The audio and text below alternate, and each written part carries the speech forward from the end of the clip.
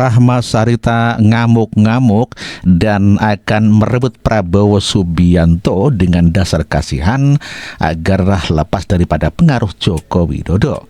Mereka beranggapan kalau Pak Joko Widodo yang mempengaruhi Prabowo Subianto, Presiden RI sekarang. Ya, dan inilah Ahmad Sarita.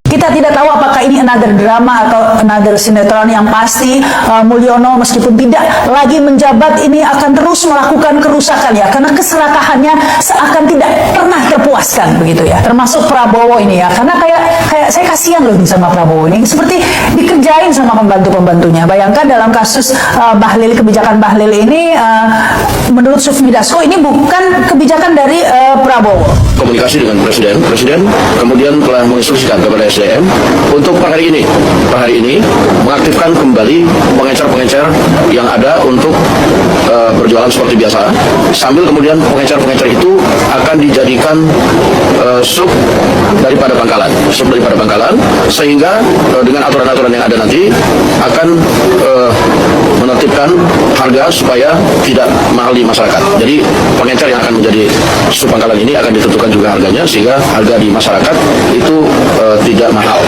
Nah, tetapi sambil itu parsial dilakukan, para pengecer akan diminta, Presiden tadi menginstruksikan kepada SDM agar per hari ini pengecer itu bisa berjualan kembali, sambil kemudian secara parsial aturannya kemudian diselaraskan. Demikian. Apa saja yang menjadi pertimbangan Pak Presiden untuk kemudian menerapkan lagi pengecer bisa menjual LPG 3 kg? Sebenarnya ini bukan kebijakannya dari Presiden untuk kemudian melarang kemarin itu. Nah, kami melihat situasi dan kondisi, tadi Presiden turun tangan untuk menginstruksikan agar para pengecer bisa dapat berjualan kembali, sambil kemudian pengecer itu dijadikan subpangkalan, administrasi segala macamnya bisa sambil berjalan saja. Demikian. Tapi kan ini stoknya dinilai tidak langka ya, Bang Dasko? Stok tidak langka, stok ada. Stok terkonfirmasi tidak langka. Tapi yang dari pengecer dibeli ke pangkalan itu sampai mahal, Bang Dasko, 30.000 itu apakah ada oknum penakalan atau seperti apa? Justru itu, makanya nanti ini regulasinya lagi diatur, nah supaya kemudian nyampe ke masyarakat itu harganya tidak mahal.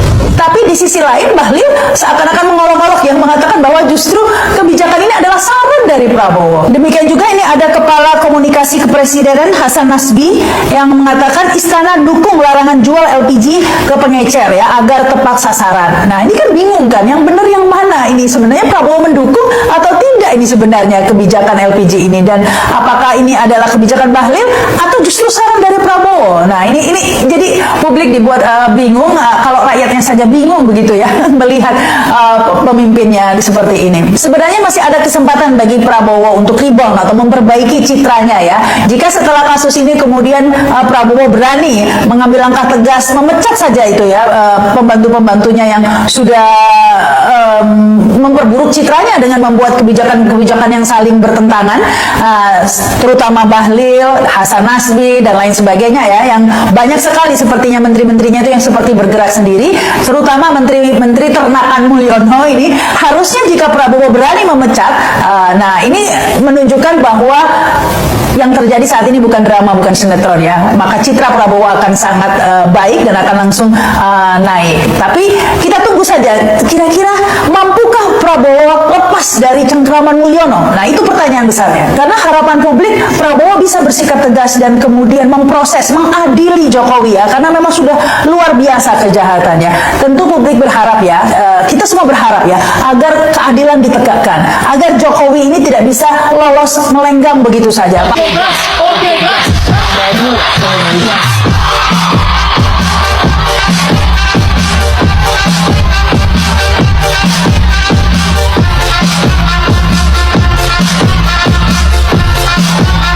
Tonton video ini sampai selesai ya. Nah.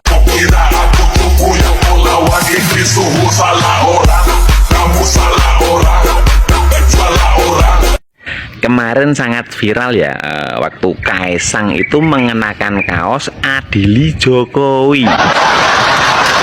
Dan di situ banyak yang bilang bahwa Kaisang ini menantang rakyat.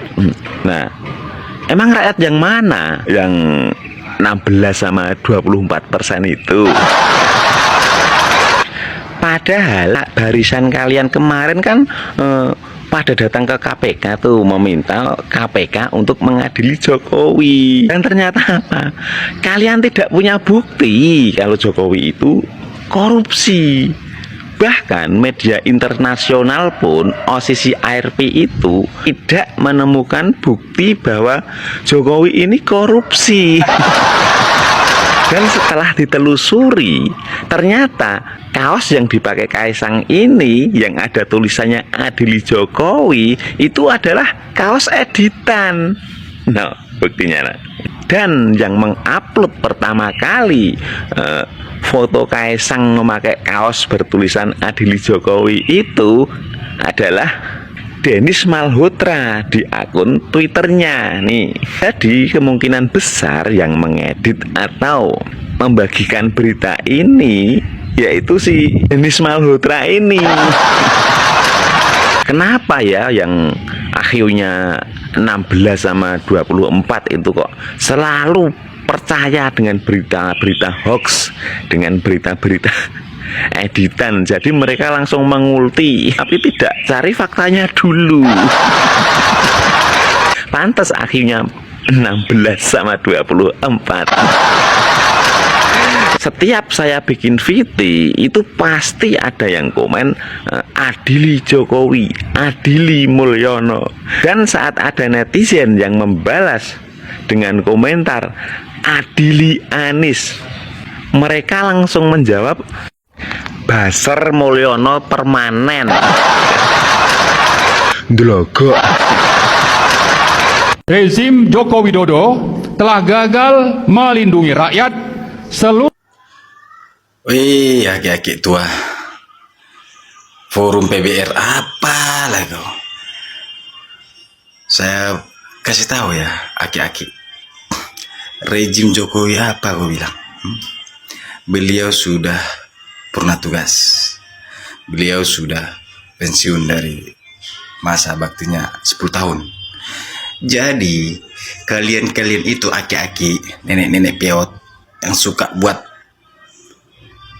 narasi, provokasi, hati-hati kalian. Mending kalian kerja, jangan bacot-bacot terus, menggiring-giring opini masyarakat. Adili Jokowi lah. Apalagi yang mau kalian adili, hah? Coba, sakit hati itu mau sampai kiamat atau sampai kalian ke liang kubur? Mikir pakai ini, jangan didengkul.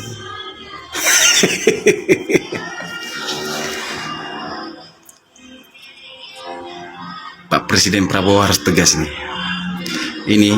Ini biang-biang kerok ini, sampah-sampah masyarakat ini, sampah negara inilah ini. Secuilnya nih, segelintirnya nih. Aki-aki tua ini.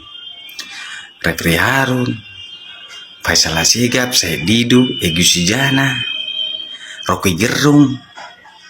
Ini memprovokasi masyarakat agar bikin gaduh. Seakan-akan mereka ini banyak kali lah. Oke Pak Prabowo, kasih paham dulu ini, biar jangan berisik kali. Harus kasih dulu hukum yang berat bagi orang-orang tua. Katanya udah berpendidikan tinggi tapi otaknya minus. NKRI harga mati. Pak Prabowo ataupun Pak Jokowi itu adalah anak bangsa yang menjaga NKRI. Begitulah kira-kira gaspol. Joko Widodo diduga kuat mengendalikan dan menguasai Presiden Prabowo Subianto, termasuk dalam menyusun anggota Kabinet Merah Putih. Pada Pilkada 2024, Joko Widodo telah memanfaatkan tangan Presiden Prabowo untuk mengendorse calon-calon tertentu bagi pelanggengan kekuasaannya.